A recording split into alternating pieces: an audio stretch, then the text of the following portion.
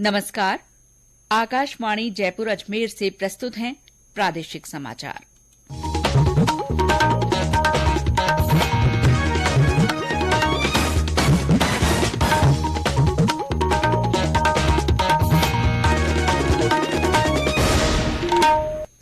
मुख्य समाचार। उपराष्ट्रपति जगदीप धनखड़ ने जयपुर में पीठासीन अधिकारियों के सम्मेलन का उद्घाटन किया।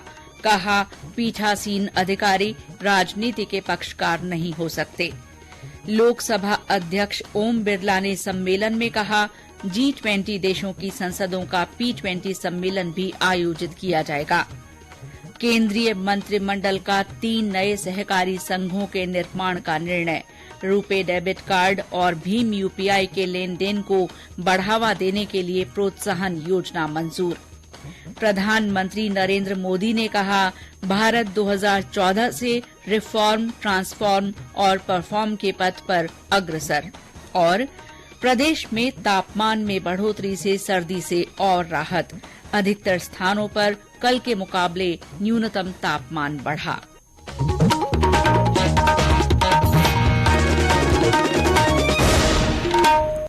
समाचारों के साथ मैं शीला चावला।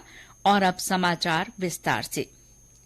उपराष्ट्रपति और राज्यसभा के सभापति जगदीप धनखड़ ने आज जयपुर में पीठासीन अधिकारियों के 2 दिन के सम्मेलन का उद्घाटन किया। लोकसभा अध्यक्ष ओम बिरला ने सम्मेलन की अध्यक्षता की। सम्मेलन के उद्घाटन सत्र को संबोधित करते हुए उपराष्ट्रपति ने कहा कि पीठासीन अधिकारी सम्मानित पद पर हैं और इस स्थिति में वे राजनीति के पक्षकार नहीं हो सकते। श्री धनखड़ ने कहा कि लोगों के कल्याण के लिए संसद और विधानसभाओं में चुने गए प्रतिनिधियों के योगदान का अधिकतम उपयोग एक महत्वपूर्ण मुद्दा है। उपराष्ट्रपति ने कहा कि सदन में व्यवधान सदस्यों के लिए राजनीतिक हथियार नहीं बन सकता। उन्होंने कहा कि लोकसभा, राज्यसभा और विधानसभाओं का वर्तमान परिदृश्य शोभनीय नहीं है और जनता में इसका संदेश ठीक नहीं जा रहा है। उन्होंने कहा कि इस निराशाजनक स्थिति का तुरंत समाधान निकाला जाना चाहिए। आपका सबसे बड़ा हथियार क्या है? Dialogue, discussion, debate. और हम कर क्या रहे हैं? हम सब कुछ कर रहे हैं और डायलॉग नहीं कर रहे, डिबेट नहीं कर रहे, डिस्कशन नहीं कर रहे। और मुझे कहने में कोई संकोच नहीं है, पीठासीन अधिकारियों का मन बिल्कुल ठीक है, वो बेबस भी हो जाते हैं। इसमें ज्यादा उत्तरदायित्व है सदन के नेता और प्रतिपक्ष के नेता और राजनीतिक दलों के नेताओं का है। मैं मानकर चलता हूं कि आपके मंथन के पश्चात उनको भी एक बहुत सार्थक संदेश जाएगा। श्री धनखड़ ने कहा कि एक कठिन समय में G20 की अध्यक्षता करना भारत के लिए महत्वपूर्ण है और इस सत्र में लोकतंत्र की जननी के रूप में G20 में भारत के नेतृत्व पर विशेष ध्यान केंद्रित करना होगा। सम्मेलन को संबोधित करते हुए लोकसभा अध्यक्ष ओम बिरला ने कहा कि यदि लोगों की भागीदारी अधिक हो तो कानून अधिक मजबूत और प्रभावी होंगे। उन्होंने सदन में वाद विवाद और चर्चा के घटते समय पर चिंता व्यक्त की। उन्होंने कहा कि कानून बनने का समय कम होता जा रहा है। उन्होंने कहा कि विधेयकों पर सदन में बहस के लिए कम होता समय चिंता का कारण है। श्री बिरला ने कहा कि G20 देशों की संसदों का P20 सम्मेलन भी आयोजित किया जाएगा। जब G20 का सम्मेलन हो रहा है उस समय लोकतंत्र भारत की अवधारणा है, विचारधारा है, कार्यशैली है और लोकतंत्र के माध्यम से ही हमने लोगों के जीवन में सामाजिक आर्थिक परिवर्तन किए हैं। और इसीलिए 21वीं सदी के जो आकांक्षी भारत है, जो नया उदय भारत हो रहा है, दुनिया भारत की ओर देख रही है। इस समय हमें इस लोकतंत्र के माध्यम से जो कुछ भी परिवर्तन हुआ उसको प्रभावी रूप से विश्व की संसदों के सामने भी और विश्व के कई देशों की सरकारों के सामने भी रखने का पर्याप्त मौका मिलेगा। राज्यसभा उपसभापति हरिवंश, मुख्यमंत्री अशोक गहलोत, विधानसभा अध्यक्ष डॉ सीपी जोशी और विपक्ष के नेता गुलाब चंद कटारिया ने भी सम्मेलन के उद्घाटन सत्र को संबोधित किया। डॉ सीपी जोशी ने कहा कि कानूनों में बदलाव कर विधायिका को और सशक्त बनाया जाना चाहिए ताकि जन भावनाओं के अनुसार काम हो सके। देश में लोकतंत्र मजबूत रहेगा तो हमें बड़े अच्छे तरीके से अकाउंटेबिलिटी करनी पड़ेगी एग्जीक्यूटिव की, अन्यथा न लगे we are govern by executive dictatorship. Executive निर्णय करे, उसका स्क्रूटनी ढंग से विधानमंडल, विधानसभा और लोकसभा में नहीं हो तो इस देश में संसदीय लोकतंत्र में जिस तीव्र गति से विकास कर रहे हैं, उनकी नीतियां में कमी और खामी है, उसको हम ठीक ढंग से प्रतिपादित नहीं कर सकते। यह भूमिका प्रतिपक्ष की होती है और सरकार की होती है और हम सब अकाउंटेबल जनता के प्रति। पीठासीन अधिकारियों का सम्मेलन कल संपन्न होगा। राज्यपाल कलराज मिश्र समापन समारोह के मुख्य अतिथि होंगे। केंद्रीय मंत्रिमंडल ने 3 नए सहकारी संघों के निर्माण का निर्णय किया है। मंत्रिमंडल की आज हुई बैठक में राष्ट्रीय स्तर की बहुराज्य सहकारी निर्यात समिति की स्थापना को स्वीकृति दी गई। केंद्रीय मंत्री भूपेंद्र यादव ने आज नई दिल्ली में बताया कि इससे सहकारी समितियों के समावेशी विकास मॉडल के माध्यम से सहकार से समृद्धि का लक्ष्य प्राप्त करने में सहायता मिलेगी।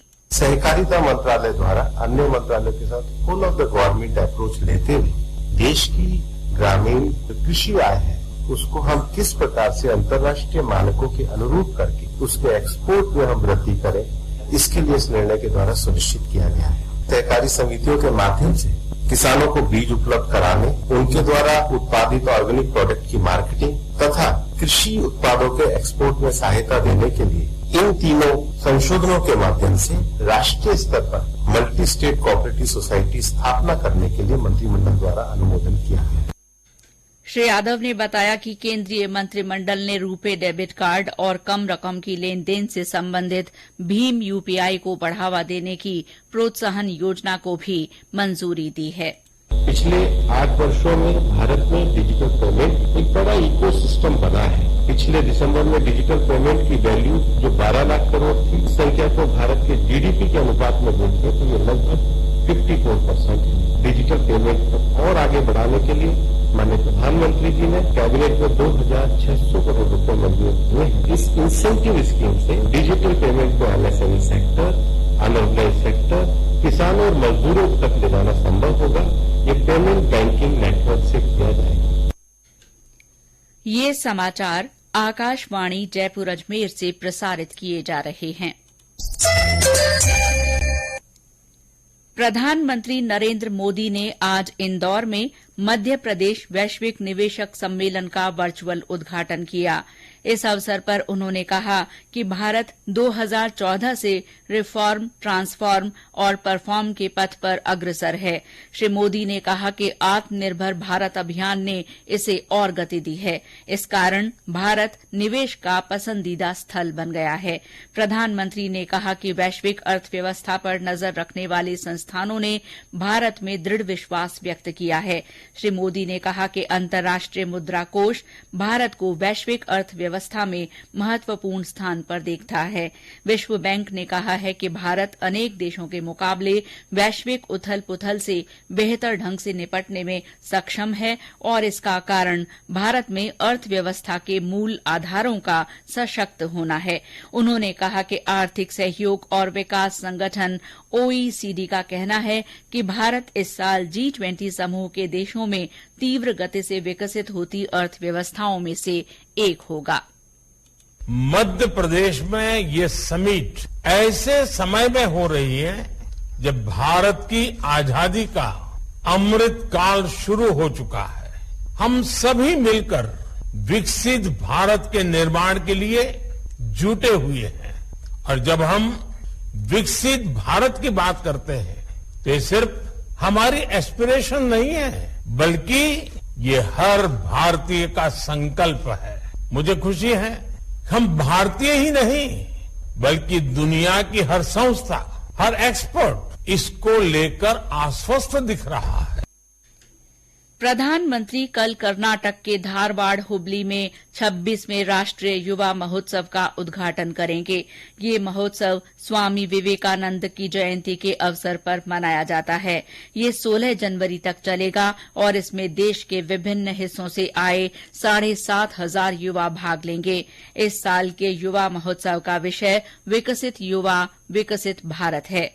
राज्यपाल कलराज मिश्र ने स्वामी विवेकानंद जयंती राष्ट्रीय युवा दिवस के अवसर पर प्रदेशवासियों को शुभकामनाएं दी हैं। उन्होंने स्वामी विवेकानंद को नमन करते हुए युवा शक्ति से उनके दर्शन, आदर्श और विचारों से प्रेरणा लेकर राष्ट्र की उन्नति के लिए प्रयासरत रहने का आह्वान किया है।